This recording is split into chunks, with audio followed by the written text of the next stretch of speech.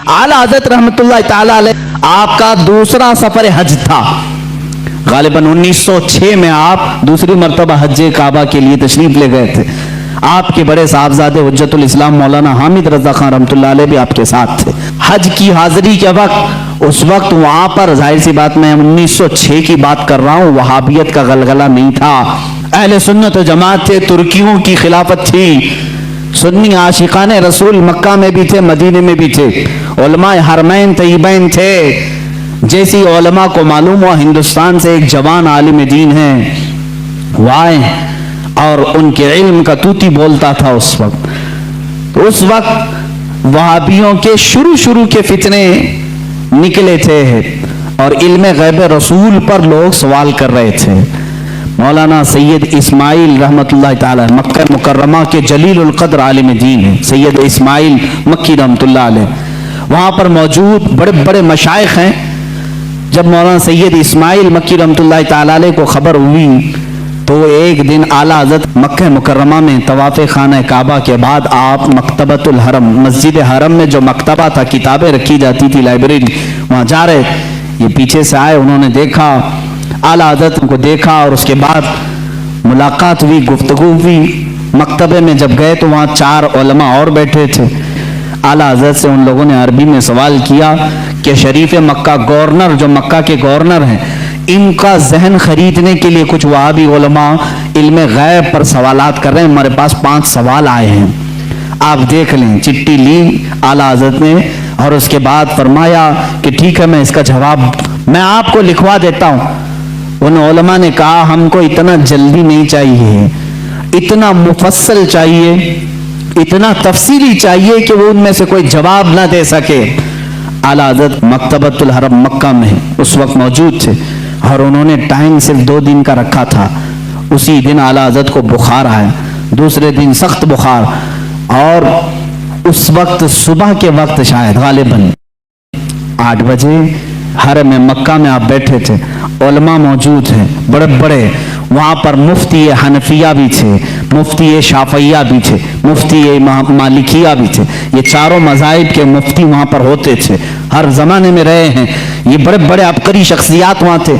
आला हज़रत रहमतुल्लाह ताला अलैह बुखार की हालत में लिखाना शुरू फरमाते हैं। हुजूर सल्लल्लाहु ताला अलैहि वसल्लम के इल्म गैब पर दलाइल लिखाना शुरू करते हैं। कुरान की आयतें पहले लिखाई, अहादीस रसूल जमा किया, अक़वाले सलफ़ व सालिहीन जमा किया, सहाबा व ताबाईन के मुतालिक मंसूब बातें लिखाई, यहाँ तक कि वो किताब तकरीबन 200 सफ़हात पर मुश्तमिल हो गई, जिसमें दलाइल का अंबार है। 70 से ज़्यादा दलीलें आपकी तरफ खुद से दी गई हैं। कुरानी आयात अपनी जगह पर, अहादीस रसूल अपनी जगह पर, अक़वाले सलफ़ व सालिहीन सब अपनी जगह पर। 8 घंटे मुसलसल लिखाते रहे। 8 घंटे में पूरी किताब तैयार हुई, जिसका नाम रखा अद-दौलतुल मक्किया बिल माद्दतिल गैबिया। ये मिस्र से भी शाया हुई है, जिसको अभी नाम की तब्दीली के साथ वहाँ के एक बड़े मशहूर आलिम, वहाँ के एक उस्ताद ने शाया किया है, रफ़उर रैब अम्मा नालल मुस्तफ़ा मिनल गैब। ये किताब ऐसी हलचल मचा दी मक्का में। 8 घंटे में लिखी हुई किताब है, जिसमें तकरीबन 200 दलाइल मौजूद हैं, 70 से ज्यादा अक़वाल मौजूद हैं।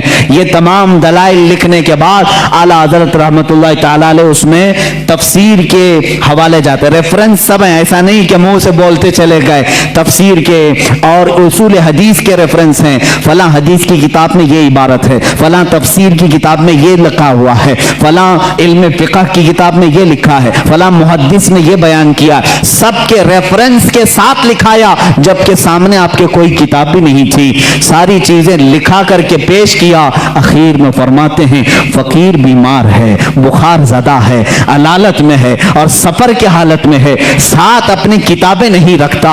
मेरी बसात के मुताबिक जो कुछ जहन में हाजिर हुआ वो पेश कर दिया, बाकी सब अल्लाह रब्बुल इज्जत जिससे चाहे दीन का काम ले। अजीज़ान गिरामी, یہ کتاب جب گورنر مکہ شریف مکہ کے پاس سنائی گئی، پوری رات بھر بیٹھ کر کے وہ شریف مکہ کتاب سنتے رہے۔ دوسری رات آئی، پوری کتاب سنی، یہاں تک کہ علماء مکہ، علماء مدینہ حاضر ہوتے ہیں اور اعلیٰ حضرت سے دست بستہ کہتے ہیں آپ اپنی اجازات حدیثہ ہمیں عطا فرمائیں، آپ اپنی اجازات میں ہمیں شامل فرمائیں۔ اسی سفر حج میں اعلیٰ حضرت رحمۃ اللہ تعالی علیہ نے علماء حرمین کو اپنی اجازات عطا فرمائی۔ لوگ حرم کے علماء سے اپنی اجازت لینے آتے تھے اور حرمین کے علماء نے اعلیٰ حضرت سے اپنی اجازت لینے میں فخر محسوس فرمایا۔ وہاں کے مرجع العلماء تھے، ایک بڑے پائے کے بزرگ ہیں، ان کی بارگاہ میں جب اعلیٰ حضرت پہنچے بڑا ادب کرتے تھے مکہ اور مدینے کے علماء کا۔ اعلیٰ حضرت نے ان کے زانوں کو چوما، ان کے زانوں کو چوما، وہ 70 سال سے زیادہ کی عمر کے تھے۔ انہوں نے برجستہ کہا اے ہندی عالم احمد رضا، حق تو یہ ہے کہ میں تمہارے نالین کو چوموں، حق تو یہ ہے کہ میں تمہارے قدموں کو چوموں۔ اعلیٰ حضرت رضی اللہ تعالیٰ عنہ کو یہ جو مقام دیا علماء حرمین نے، صرف اس لیے کہ جب اس نوجوان عالم دین نے میرے مصطفیٰ کی شان میں اگر کسی نے غیب کے علم پر سوال کیا تو قلم سے ایسا جہاد کیا ہے، دانت کھٹے ہی نہیں ٹکڑے ٹکڑے کر کے رکھ دیے۔ اعلیٰ حضرت رضی اللہ تعالیٰ عنہ کا یہ کمال تھا، جس علم میں آپ نے قلم اٹھایا اس کا حق ادا کیا ہے۔ اور یہ الدولت المکیہ بالمادۃ الغیبیہ میں سمجھتا ہوں اعلیٰ حضرت کی کرامتوں میں سے کرامت ہے۔ پڑھے لکھے لوگ سمجھیں گے، جاہل تو بھوکتے رہیں گے، ان کو کیا فرق پڑتا ہے، کتاب کا نام بھی پڑھنا نہیں آتا تو کتاب والے کو کیا سمجھیں گے۔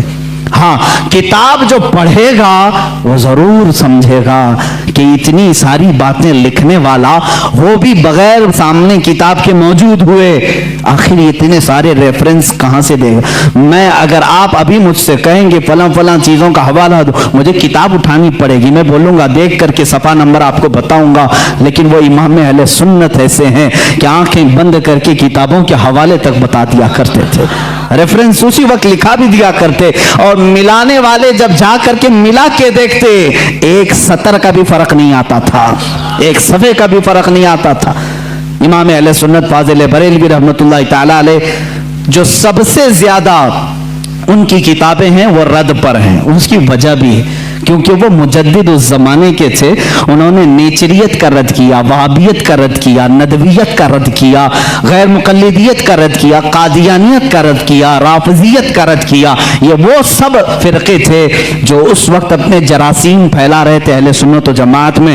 اعلیٰ حضرت رحمٰ احمد رضا خان فاضل بریلوی رحمۃ اللہ تعالی علیہ نے ان سب کے رد کے ساتھ ایک حسین چہرہ اسلام کا پیش کیا ہے۔ میرے عزیزو، کیا آپ اس بات پر فخر نہیں کرتے کہ اوروں نے کہا ہوگا محمد عربی صلی اللہ تعالی علیہ وسلم کو پیٹھ پیچھے کی خبر نہیں، اوروں نے اگر لکھا ہوگا وہ ہمارے بڑے بھائی کی طرح ہوتے ہیں، بلکہ امتی عمل کرتے کرتے رسول تک بھی پہنچ سکتا ہے، اوروں نے پتہ نہیں کیا کیا کہا ہوگا، مگر مجھے اس بات پر فخر ہے امام عشق و محبت نے ہمیں جو ہمارے نبی کی عظمت جو بٹھائی ہے اور بتائی ہے وہ اس شان سے بتائی ہے۔ کہا سرور کہوں کہ مالک و مولا کہوں تجھے، باغ خلیل کا گل زیبا کہوں تجھے، اے جانے جام میں جانے تجلا کہوں تجھے، تیرے تو وصف عیب تناہی سے ہے بری، حیران ہوں میرے شاہ میں کیا کیا کہوں تجھے، لیکن رضا نے ختم سخن اس پہ کر دیا، خالق کا بندہ خلق کا آقا کہوں تجھے۔ عظمت رسالت ہمیں اعلیٰ حضرت نے اس طرح سے بتائی ہے۔ لوگوں نے اگر اوچھے حملے کیے ہیں تو میرے عزیزو علم غیب کی بات کہتے ہو، اعلیٰ حضرت نے تو سنیوں کا یہ عقیدہ مضبوط کیا، وہ کہتے ہیں پیڑ پیچھے کا علم نہیں، سنیو تم دبنگ اعلان یوں کہو، میرے آقا کے علم کی بات تو یہ ہے، اور کوئی غیب کیا تم سے نہا ہو بھلا، جب نہ خدا ہی چھپا تم پہ کروڑوں درود، سر عرش پر تیری نظر، دل فرش پر تیری نظر، سر عرش پر ہے تیری گزر، ملکوت و ملک میں نہیں کوئی شے وہ جو تجھ پہ عیاں نہیں۔ یا رسول اللہ، کون سی ایسی چیز ہے جو آپ سے چھپی ہوئی ہے؟ دل فرش پر ہے تیری نظر، سر عرش پر ہے تیری گزر، ملکوت و ملک میں نہیں کوئی شے وہ جو تجھ پہ عیاں نہیں۔